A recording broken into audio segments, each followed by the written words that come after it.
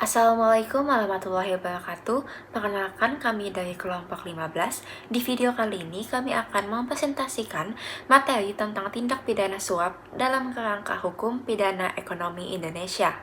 Materi ini akan mencakup terkait pengertian, dasar hukum, unsur, bentuk suap hingga sanksi pidananya, dan juga akan ada analisis kasus nyata.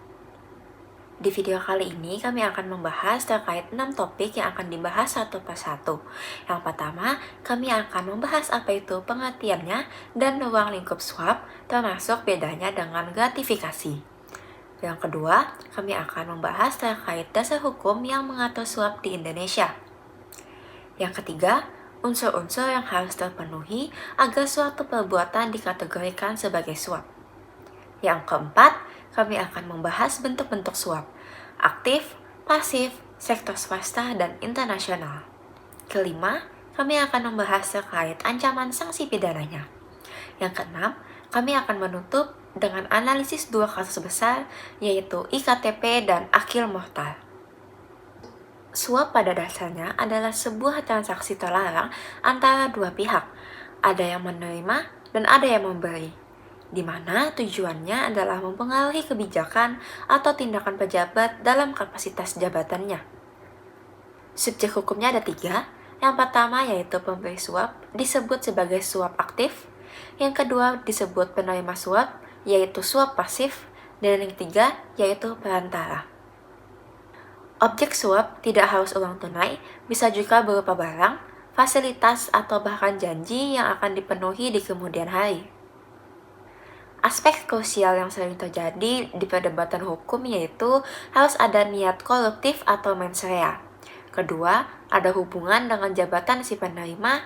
Aspek krusial yang sering jadi perdebatan yaitu pertama, harus ada niat koruptif atau mens rea. Yang kedua, ada hubungan dengan jabatan si penerima. Dan yang ketiga, ada semacam deal antara para pihak. Di sini saya akan membahas tentang bentuk-bentuk tindak pidana pada suap, yaitu suap versus gratifikasi. Baik, banyak orang mengira suap itu sendiri dan gratifikasi itu tuh sama, tapi ternyata tuh ada perbedaan yang signifikan yang berdampak pada cara pembuktiannya dan besaran pada sanksinya. Baik, yang pertama adalah pengaturan hukum. Suap itu diatur pada pasal 5-13, sedangkan gratifikasi itu diatur pada pasal 12B di Undang-Undang Tipikor. Kemudian pada waktu pemberian, suap itu selalu terjadi sebelum atau saat si pejabat itu bertindak, sedangkan gratifikasi itu bisa sebelum atau bahkan sesudah. Kemudian kesepakatan, suap itu selalu ada deal, baik terang-terangan maupun tersirat, sedangkan gratifikasi itu tidak selalu. Lanjut pada beban pembuktian, bagian ini menarik. Untuk suap sendiri, jaksa harus membuktikan niat jahatnya. Untuk gratifikasi itu berlaku presumption. Semua penerimaan di atas 10 juta rupiah dianggap gratifikasi sampai bisa dibuktikan sebaliknya atau oleh pejabat itu sendiri. Kemudian ada kewajiban lapornya. Suap itu langsung menjadi tindak pidana, sedangkan gratifikasi itu punya jalan keluar. Ini mana jika kita melaporkan ke KPK dalam waktu 30 hari, maka itu tidak dipidana. Kemudian pada sanksi dan gratifikasi ini tuh justru sendiri tuh lebih berat, yang dimana hukuman penjara minimal 4 tahun dan maksimal 20 tahun. Sedangkan suap umum itu hanya dipidana 1-5 tahun saja. Kemudian ada sanksi pidananya pada suap. Di bagian pertama itu ada di Undang-Undang Nomor 20 Tahun 2001, Junto Undang-Undang Nomor 31 Tahun 1999 yang biasa disebut Undang-Undang Tipikor. Ini adalah hukum utama anti suap di Indonesia yang dimana pasal 5 itu untuk memberi, pasal 6 itu untuk suap ke hakim, pasal 12 itu untuk pejabat yang menerima. Kemudian yang kedua ada di KUHP Nasional di Undang-Undang Nomor 1 Tahun 2023. KUHP yang mulai berlaku pada tahun 2026. Ini terdapat pada pasal 603 sampai 607 yang mengatur korupsi umum, dan hubungannya dengan Undang-Undang Tipikor itu tetap berlaku sebagai lex specialis yang dimana hukum khusus mengalahkan hukum umum.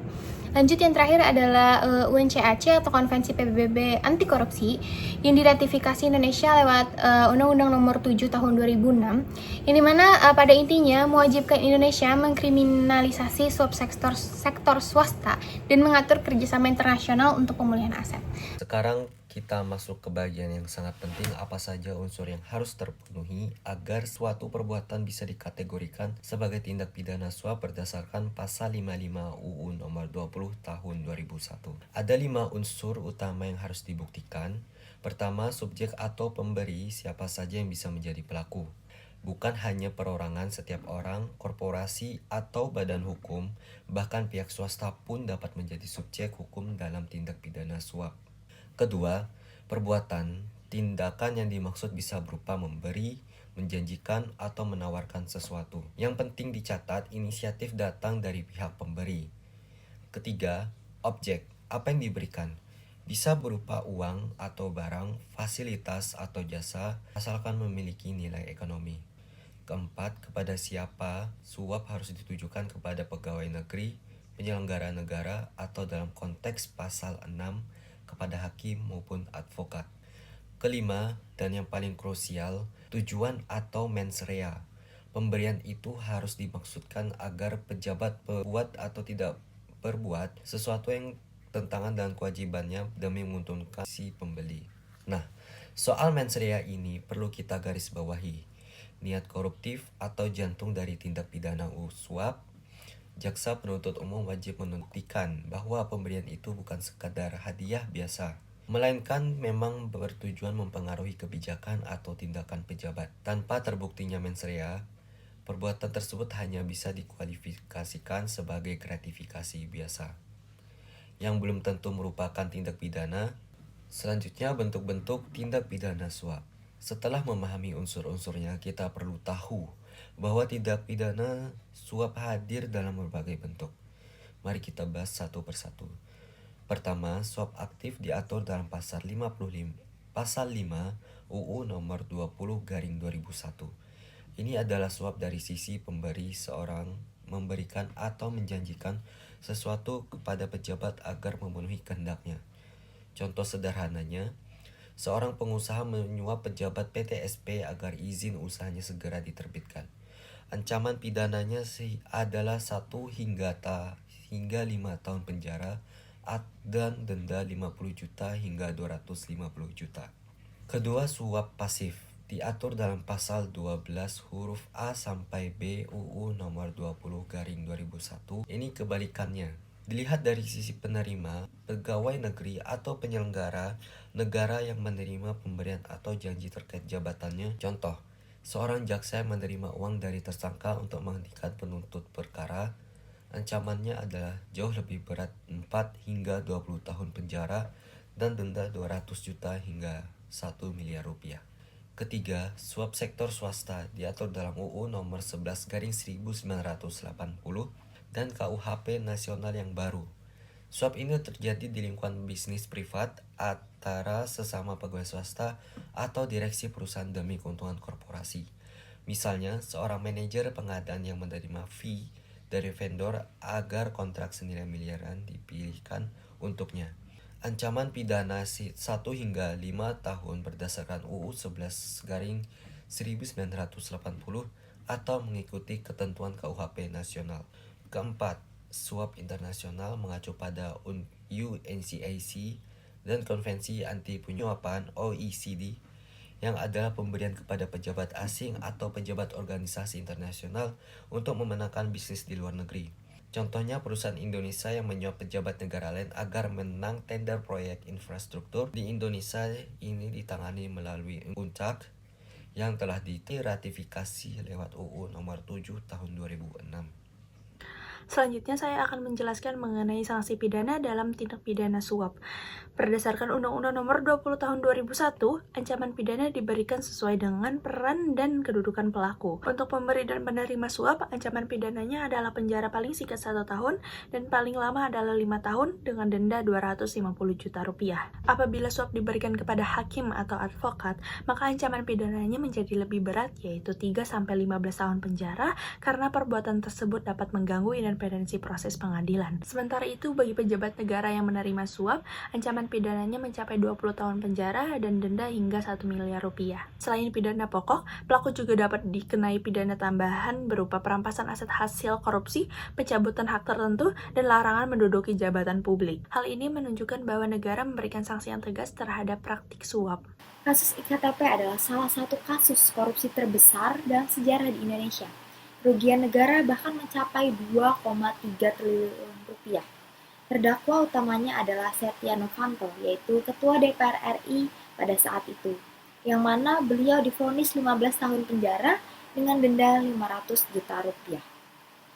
Pada tahun 2011, proyek pengadaan IKTP senilai 5,9 triliun rupiah dianggarkan oleh DPR.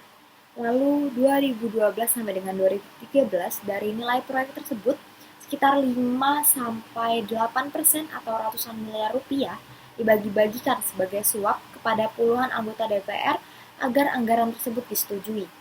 Lalu pada tahun 2014, BPK mengaudit dan menemukan indikasi kerugian negara yang masif. Kemudian pada tahun 2017, KPK pun menetapkan Setia Novanto sebagai tersangka.